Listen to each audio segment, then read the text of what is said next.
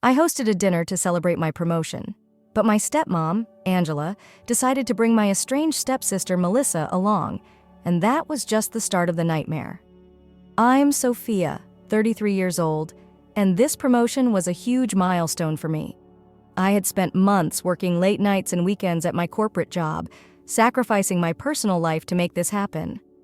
My partner, Nathan, who's 38, was the only one who truly saw how hard I worked.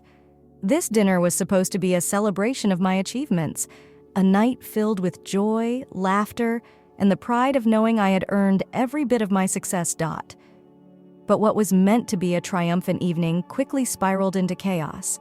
And now, somehow, I'm the villain in everyone's story. They think I'm heartless and vindictive, incapable of valuing family. But let me start from the beginning. I grew up in a blended family. My biological mother left my dad for her boss when I was only 2 years old. She never looked back, never reached out, and I never had the urge to find her. It was just dad and me for the longest time, and honestly, I was okay with that. While other people thought I'd want to reconnect with my mother one day, I knew deep down that I didn't need her. But there was still something missing. My stepmother, Angela, tried to fill that gap when she married Dad. By that time, I was 15, and I had already figured out how to live without a mother figure. Angela and I never quite clicked. We weren't outright hostile, but we tolerated each other more for my dad's sake than anything else. Even as a child, I watched my friends with their perfect families, mothers, fathers, siblings, and felt a twinge of envy. My Aunt Carla, Dad's sister, did her best to give me some sense of maternal support, and I appreciated her for it. But as much as I love Carla, an aunt isn't a mother. And while Dad made his share of mistakes, I realized later that he did his best for me. We fought when I was a teenager, sure. But now I see the sacrifices he made. When Dad married Angela, I agreed to it. He had asked me repeatedly if I was okay with it, and I knew that if I had said no, he wouldn't have gone through with it. I could see that Angela made him happy. Even if she and I weren't close, we could be civil for Dad's sake. For a while, I thought things might work out, but then Melissa showed up. Melissa is Angela's daughter from a previous relationship. She's 36 now, but at the time she was 19, and she was nothing but trouble. Dad didn't even know Melissa existed when he married Angela. Melissa was the product of a relationship Angela had when she was a teenager, a relationship that, looking back, was clearly predatory. Angela had been groomed by an older man, forced to have the baby, and then promised that the child would be raised by the father's family. She had agreed, wanting to move on with her life, and she had cut ties with Melissa completely. When Melissa showed up on our doorstep 6 months after Dad and Angela got married, I was the one who answered the door. One look at her, and I knew I didn't like her. She reeked of alcohol and looked like she was on drugs. I was stunned. Why was she here? Why now? I didn't know the details of the conversations that followed. Dad and Angela spent nights talking behind closed doors, trying to figure out what to do. 2 weeks later, Dad came into my room and explained everything. Melissa's biological father had died, and with nowhere left to turn, she had come looking for her mother. Dad said it wouldn't be right to turn her away. I hated it, but I couldn't argue with him. Dad was a good man, someone who did the right thing even when it was hard. I knew this was hard for him too, but he couldn't just abandon Melissa when she needed help. So, just like that, I suddenly had a 19-year-old stepsister I had nothing in common with. Living with Melissa was a nightmare. She was entitled, spoiled, and disruptive. She acted like everyone owed her something. Angela felt guilty and indulged her, trying to make up for lost time. Dad tolerated it because he thought Melissa needed guidance, but I couldn't stand it. I tried to stay out of the way, but the tension was unbearable. Melissa played loud music all day while Dad was at work. I'd come home from school and feel like I was walking into a war zone. I finally broke down and told Dad how miserable I was. He listened and told Melissa she needed to either get a job or go back to school. He was firm, and for once, Angela couldn't change his mind. Of course, Melissa didn't get her act together. Weeks passed and she was still doing nothing. Then she announced she was pregnant. I wasn't surprised, just exhausted. Dad, however, had reached his limit. He told Melissa he wasn't going to support her or the baby. She had to leave Dot. When she finally left, I thought things would get better. But my relationship with Angela was ruined. We were cordial on the surface, but underneath it was clear we couldn't stand each other. When I went off to college 2 years later, I barely kept in touch with her. My bond with Dad remained strong, but I kept Angela at arm's length. Fast forward to now. I had invited Dad, Angela, out of politeness, my Aunt Carla, her husband Mike, and their son Noah. Nathan was there too, of course. It was supposed to be an intimate evening. I foolishly thought Angela could be mature about it. But then she showed up with Melissa. The moment Angela walked through the door with Melissa, my heart sank. I felt like I'd been punched in the gut. My eyes darted to Dad, hoping for some kind of explanation, but his face held a mix of confusion and embarrassment, and I realized immediately that he hadn't known either. He looked at me apologetically, but that didn't change the fact that Melissa was standing there. Nathan, ever the peacemaker, tried to lighten the mood. He smiled warmly, welcoming everyone, even though he knew the last thing I wanted was for Melissa to be in my home. I grabbed Dad's arm and pulled him aside into the hallway. "Why is she here?" I hissed, trying to keep my voice down so the others wouldn't hear. Dad sighed and rubbed his forehead. "Angela told me you specifically invited Melissa. I didn't know." "I what?" My voice cracked with disbelief. "Why would I ever do that? We haven't spoken in 15 years. You know that." Dad's shoulders slumped. "I'm sorry, Sophia. I didn't realize she was lying. I should have asked you first." I took a deep breath, trying to calm the rage bubbling inside me. My mind raced. I wanted to throw Melissa and Angela out, to reclaim my night and my space. But the thought of creating a scene, of ruining everything completely, held me back. This was supposed to be a celebration of my success. If I kicked them out now, they'd spin it into another story about how cruel and vindictive I was. I couldn't let them have that power. "Fine," I muttered, gritting my teeth. Let's get through this." I walked back into the dining room, plastering a strained smile on my face. Nathan gave me a questioning look, his eyes full of concern. I nodded slightly, letting him know I was okay. For now, dinner began, and for a while, things were bearable. The table buzzed with conversation, mostly about my promotion. Aunt Carla beamed at me proudly. Her husband Mike clapped me on the back, and Noah, who was 16 and always full of dry wit, teased me about becoming a big corporate boss. I felt a genuine warmth spread through me. This was what I had wanted. The people who mattered to me, celebrating this milestone together. But out of the corner of my eye, I could see Melissa. She sat there pouting, picking at her food with a scowl on her face. She wasn't even trying to pretend she was happy for me. I ignored her, focusing on the people who were celebrating with me. As long as she stayed quiet, I could pretend she wasn't there.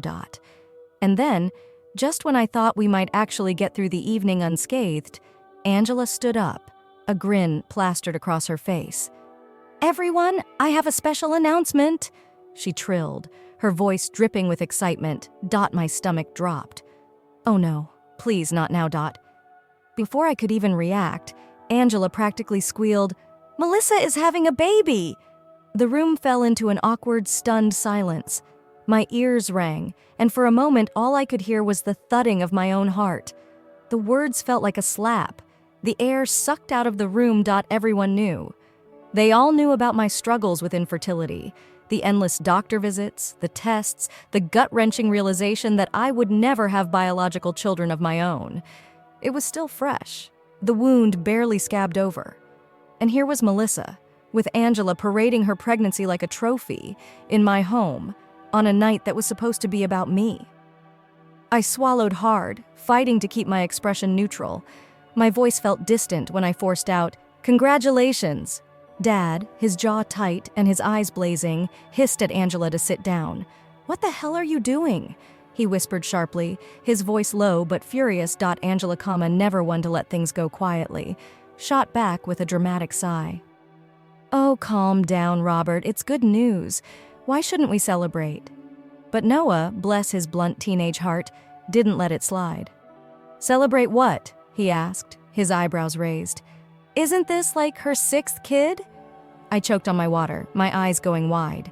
Angela's face turned a bright, angry red, and she turned on Noah. You little... Aunt Carla jumped in to defend her son, and just like that, the whole room erupted.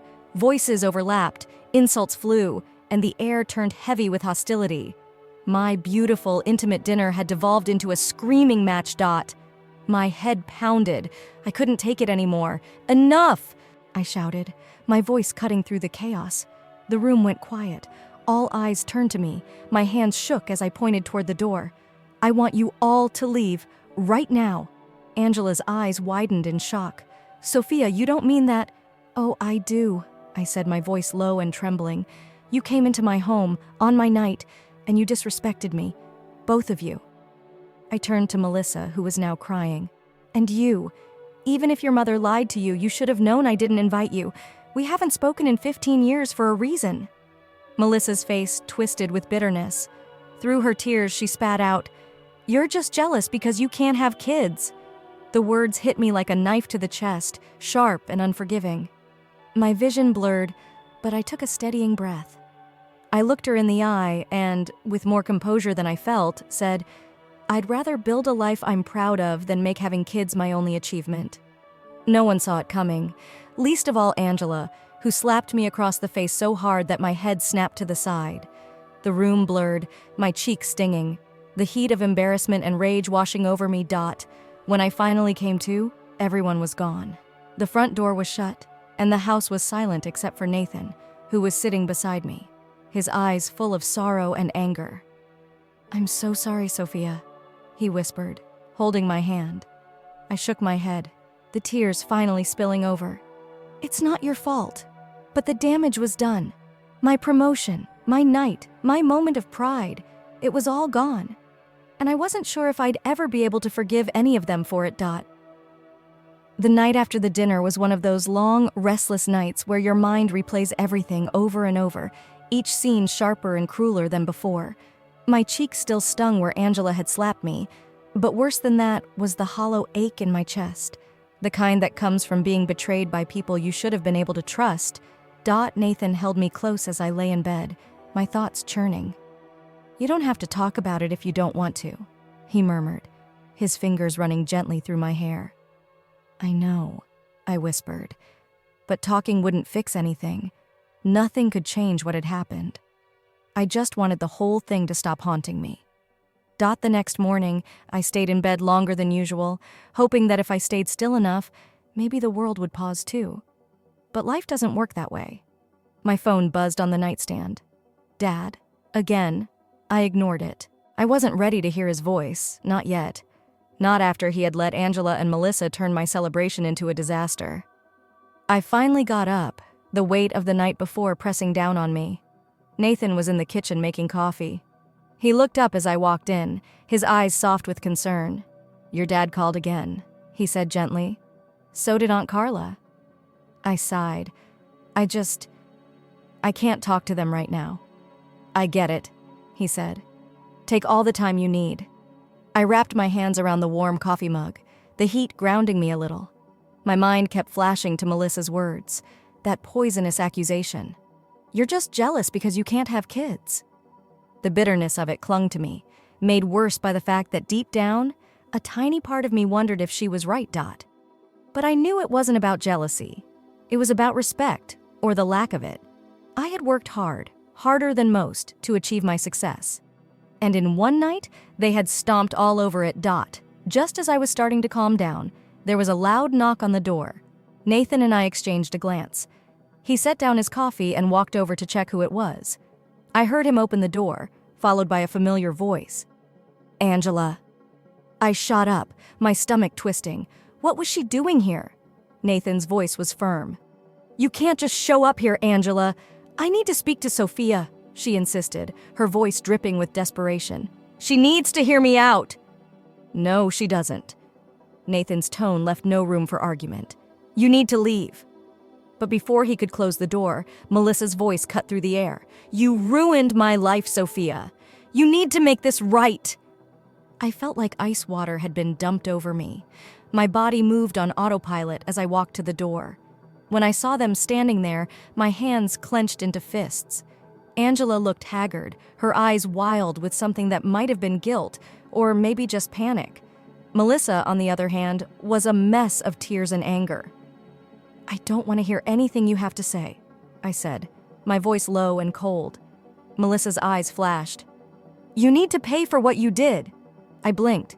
"Pay for what?" Angela's face twisted, and she spoke through gritted teeth.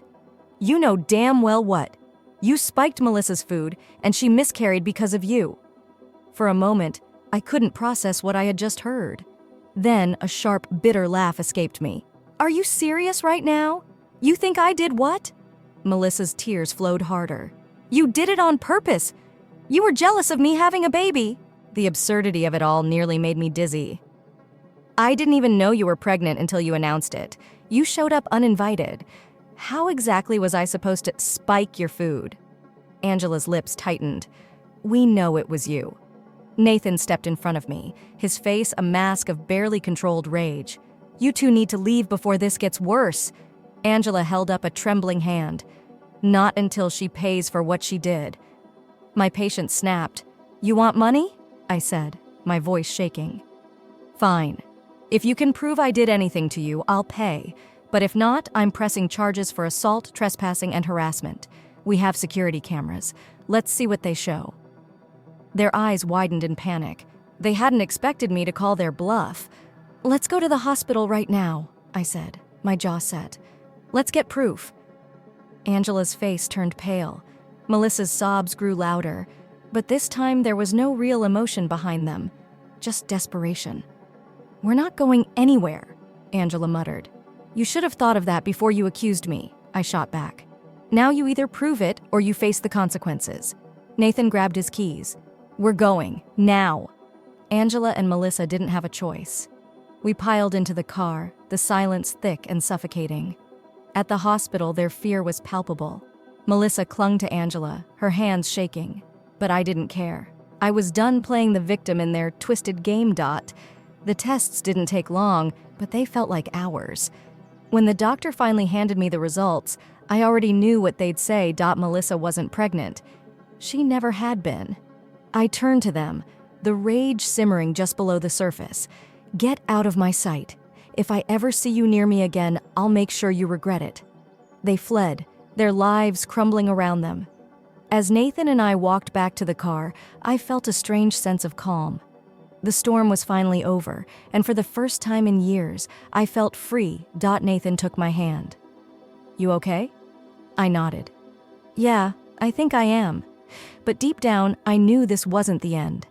There was still Dad, still the broken pieces of a family that never really was. And I wasn't sure if I wanted to pick them up or leave them behind.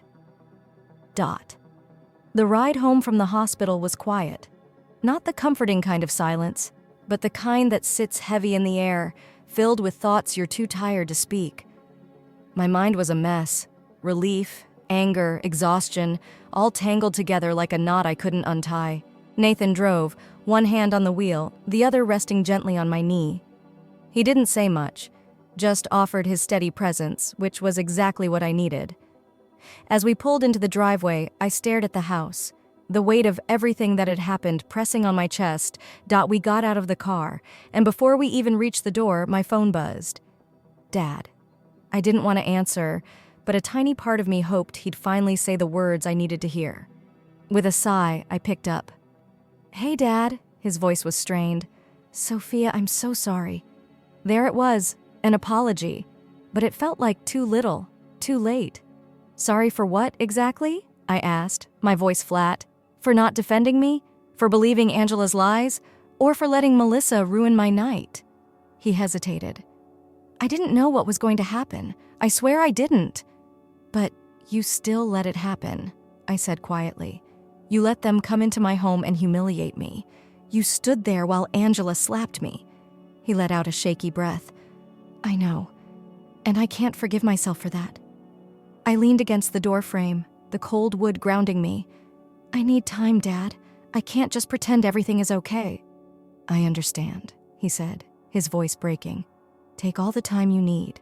I just want you to know I filed for divorce." I froze. What? I told Angela to leave, he said. I can't stay married to someone who would do this to you. She lied to me, Sophia, and she used me to hurt you. I won't let it continue. A wave of sadness washed over me. It was what I had wanted, wasn't it? For Dad to finally choose me, to see the truth. But why did it still feel so empty? Okay, I whispered. Thanks for telling me. We hung up and I felt a strange sense of finality. The door to one part of my life had closed. Maybe it was for the best, but it didn't feel good. It just felt necessary. Nathan wrapped his arms around me from behind, his warmth chasing away some of the cold that had settled in my bones. Are you okay? He asked softly. I don't know, I admitted. I think I need some space from everything, from everyone. He nodded. Whatever you need, I'm here. We went inside, and for the first time in days, I felt like I could finally breathe. I sat on the couch, staring at nothing, my mind blank. The storm was over, but the wreckage it left behind was going to take time to clean up. A week passed. I didn't talk to Dad. I didn't talk to Aunt Carla or anyone else. I stayed in my bubble, trying to rebuild the walls that had been shattered. Nathan took care of the little things, meals, errands, reminding me to take a shower when I lost track of time. One morning, I finally felt ready to face the world again. I sat at the kitchen table with my coffee, the sun streaming through the window. Nathan was across from me reading something on his phone. I think I want to call Dad, I said, surprising even myself. He looked up, his eyes soft. Are you sure? I nodded. I need to hear him out. Maybe it won't change anything, but I need to try. I picked up my phone, my fingers trembling a little as I dialed his number. He answered on the second ring. Sophia? Hi, Dad. The relief in his voice was palpable. It's good to hear your voice. We sat in silence for a moment, the words hanging between us. I've been thinking a lot, I finally said, about everything, about how we got here. I have too, he said quietly, and I'm sorry for not protecting you when you needed me most. I thought I was doing the right thing by keeping the peace, but all I did was let you down. Tears welled up in my eyes. I just needed you to be on my side, Dad, to see how much they were hurting me. I see it now, he said, his voice breaking, and I hate that it took me this long. I hope one day you can forgive me. I wiped my eyes. I'm not ready yet, but maybe someday. That's enough for me, he said softly. Take all the time you need. We ended the call, and I felt a small weight lift off my shoulders. It wasn't a perfect resolution, but it was a step forward. Nathan smiled at me. How do you feel? Lighter, I said, like maybe things can heal eventually. He reached for my hand. One step at a time. I nodded. The road ahead wouldn't be easy, but for the first time in a long while, I felt like I was moving in the right direction. And for now, that was enough. The weeks following my call with Dad were a strange mix of peace and emptiness. For the first time in years, there was no drama, no tense dinners, and no battles to fight. The quiet was a blessing, but it also left space for everything that had happened to finally sink in. Nathan was my rock through it all. He gave me space when I needed it, held me close when the nights were too heavy, and never once asked me to hurry up and move on. Healing doesn't follow a schedule, and he understood that better than anyone. I threw myself into work. My new role kept me busy, and I let the routine of meetings, reports, and projects become my anchor. At work, I was someone else, someone confident, accomplished, respected. No one there knew about the chaos behind the scenes, and that gave me a sense of control I desperately needed. But outside of work, things were still delicate. My relationship with Dad was like a fragile thread, barely holding on. We spoke occasionally, our conversations careful and polite, as if we were afraid of shattering what little was left. I didn't blame him anymore, but the hurt hadn't fully healed. Angela and Melissa were completely out of my life, and I intended to keep it that way. I didn't check on them or ask Dad about them. They had taken enough from me. My peace of mind was mine to protect now. One evening, Nathan and I were sitting on the porch, watching the sun dip below the horizon. The air was cool, and a gentle breeze rustled the leaves.